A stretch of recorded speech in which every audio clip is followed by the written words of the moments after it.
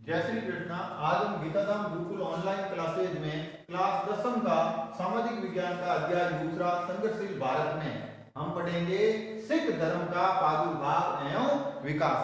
तो गुरु गोविंद सिंह जी और बंदा बैरागी के बाद इसमें विशेष टिप्पणी है।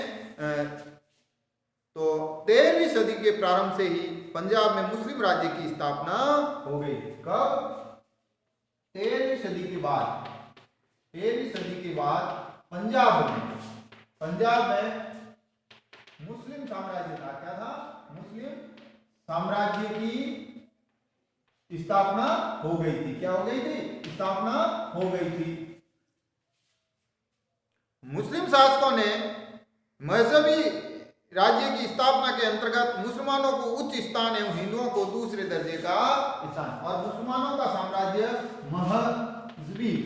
महजबी यानी धार्मिक, कैसा? धार्मिक साम्राज्य था। कैसा था? धार्मिक साम्राज्य था जो दोयम दर्जे का था। कैसा था?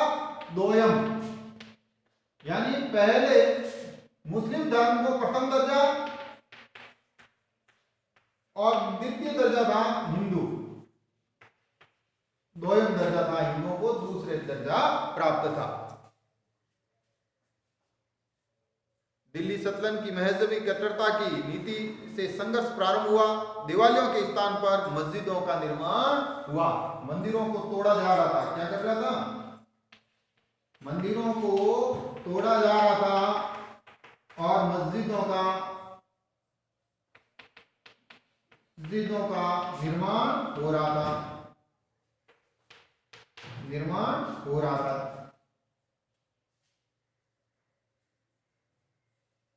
असहिष्णुता व घृणा का वातावरण बनता जा रहा था। ऐसे वातावरण में 15 अप्रैल 1469 ईस्वी को गुरु नानक देव का जन्म हुआ। तो 15 अप्रैल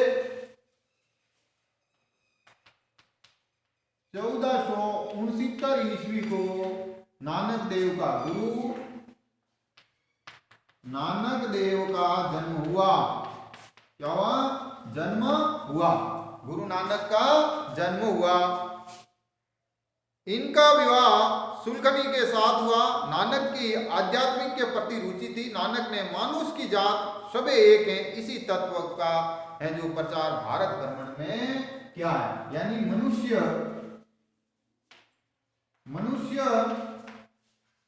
की एक ही जात है, इसका इन्होंने प्रचार किया था। भारतवर्ष में लगभग प्रचार किया था। मानव को शुभ धर्म करने पर बल दिया। जाति पाति ऊंच नीच का विरोध किया। उनका कहना है कि कर्मा ने दे होंगणे नवेड़े जाति किसे पूछनी नाई, जपूजी पट्टी आरती रहीमन व बहारा माँ इनकी प्रसिद्ध रचनाएं हैं। सिख धर्म का प्रवर्तक नानक देव को कहते हैं और विश्व में धर्म सुधारक एवं समाज सुधारकों में भी इनका नाम है। गुरु नानक देव का है जो सिख धर्म की स्थापना में तो है ही है, लेकिन साथ ही साथ विश्व के धर्म सुधारक व प्रचारक के रूप में भी इनका नाम प्रसिद्ध है। इन्होंने गुरुमुखी लिपि का विकास किया। इसका गुरुमुखी, जिसको हम सिख पंजाबी लिपि कहते हैं, गुरुमुखी लिपि का है जो प्रचार भी इन्होंने किया था और इस लिपि का भी इन्होंने विकास किया था। क्या है? विकास किया था। नानक देव की वाणी को गुरुवाणी के रूप में लिपिबद्ध किया गया और इनके प्रचार को गुरुवाणी के रूप में प्रचारित किया गया और इन्होंने इसको आगे संकलित भी किया था। लंगर प्रथा का प्रचलन, सत्संग के केंद्र में मंजिया की स्थापना। 2 चीज इन्होंने और कही थी। पहली चीज थी लंगर व्यवस्था। पहली जो चीज थी वो है लंगर व्यवस्था।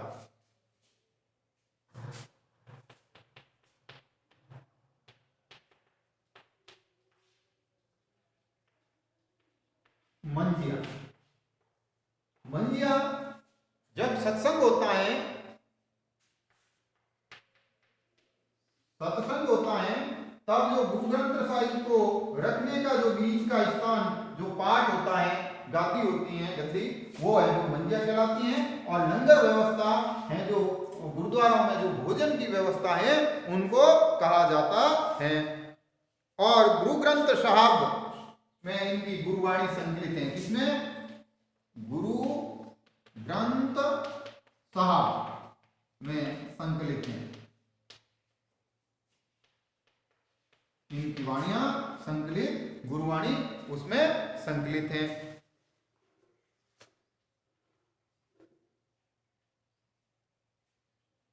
इन्होंने सिख धर्म संप्रदाय को सक्षम बनाया।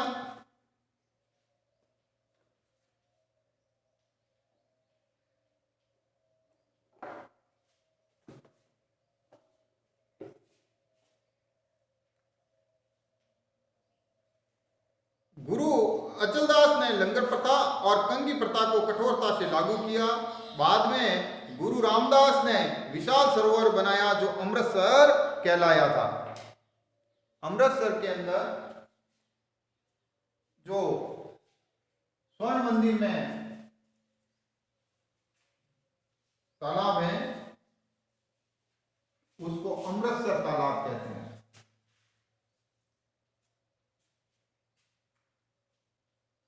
सिखों के पांचवें गुरु अर्जुन देव को जहांगीर ने मृत्यु दंड दे दिया था।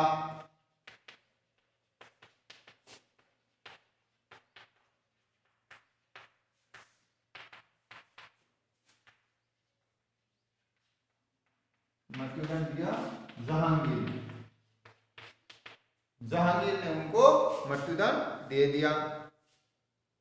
बाद में सिख गुरुओं में गुरु हरिदयाल, गुरु हरिकृष्ण और गुरु तेग बहादुर ने सिख धर्म का खूब प्रचार किया। इस्लाम धर्म न स्वीकार करने पर औरंगजेब ने गुरु तेग बहादुर का सर कटवा दिया। और गुरु तेग बहादुर का जो सर कलम करवा दिया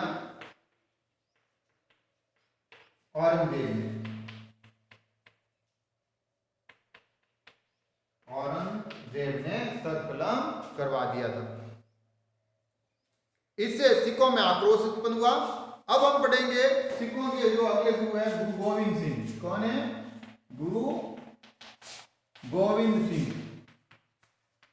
जिनका है जो कालक्रम है 1675 से 1708 ईस्वी। कब? 1708 ईस्वी तक इनका है जो कार्यकाल था। गुरु गोविंद सिंह गुरु तेग बहादुर के पुत्र थे। वे सिखों के 10वें तथा अंतिम गुरु थे। कौन से थे? 10वें व अंतिम गुरु थे। इसके बाद 10वें गुरु के बाद गुरु गादी को ही, जो गुरु ग्रंथ साहब को ही गादी मान लिया गया था। गुरु गोविंद सिंह ने 1699 ईस्वी में खालसा पंथ की स्थापना की। क्या की? खालसा पंथ की स्थापना 1699 ईस्वी में। खालसा धर्म सिखों का, प्रत्येक सिख को है जो 5 कक्के रखने थे। क्या थे? 5 कक्का से कंगा, कड़ा, कृपाण, केस और अच्छा। ये 5 हैं जो चीज इनको सिखों को रखनी थी। 1705 ईस्वी में मुगलों के आक्रमण के कारण इन्हें आनंदपुर साहिब छोड़ना पड़ा और आनंदपुर से इनके छूटे दोनों पुत्रों जोरावर सिंह और फतेह सिंह को है जो कैद कर लिया गया और सरहिंद के किले की दीवार में जिंदा चुनवा दिया गया। इन्होंने धर्म परिवर्तन नहीं किया। चकमोर के युद्ध में इनके 2 और पुत्र शहीद हो गए। खुर्दाना के युद्ध में 40 सिखों की वीरगति प्राप्त हुई और 1708 ईस्वी में गुरु गोविंद सिंह जी परलोक सिधार गए। बाद में है बंदा बैरागी 1708 से 1716। बंदा बैरागी 1708 से 1716 ईस्वी तक, 1716 ईस्वी तक। गुरु गोविंद सिंह के आदेश पर बंदा बैरागी पंजाब पहुंचे और सिखों को संगठित करने लगे। सरहिंद के सूबेदार वजीर खान के अत्याचारों से पंजाब के लोग परेशान थे, अतः बंदा बैरागी ने सरहिंद पर दावा बोल दिया। वजीर खान की पराजय हुई, उसका वध कर दिया गया। पंजाब में मुगल साम्राज्य और प्रशासन समाप्त हो गया। मुगलों ने बंदा के दमन के लिए एक विशाल सेना भेजी। डेरा बाबा में लंबे समय तक घिरे रहने के बाद बंदा बैरागी ने आत्मसमर्पण कर दिया। दिल्ली में वह अपने सैकड़ों साथियों के साथ मौत के घाट उतार दिया गया। बंदा बैरागी महान त्यागी, सूरवीर और धर्म रक्षक था। और बाद में है महाराजा रणजीत सिंह। लास्ट में जो है अपना महाराजा रणजीत सिंह। महाराजा रणजीत सिंह, जिनका कार्यकाल है आपका, जन्म हुआ 13 नवंबर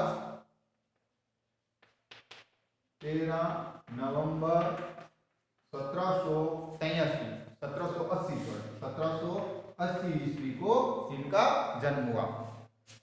इनके पिता महासिंह थे और रणजीत सिंह ने 1799 ईस्वी में लाहौर तथा 1800 ईस्वी में अमृतसर पर अधिकार कर लिया। इन्होंने आकलगढ़ गुजरात के साहिब सिंह पर अधिकार कर लिया। 1808 ईस्वी में इन्होंने सतलज नदी पार करके फरीदकोट, मलेरकोटला व अम्बाला पर विजय प्राप्त की, परंतु 1809 में अमृतसर की संधि के बाद वह सतलज नदी के पार के प्रदेशों पर उनका अधिकार नहीं रहा।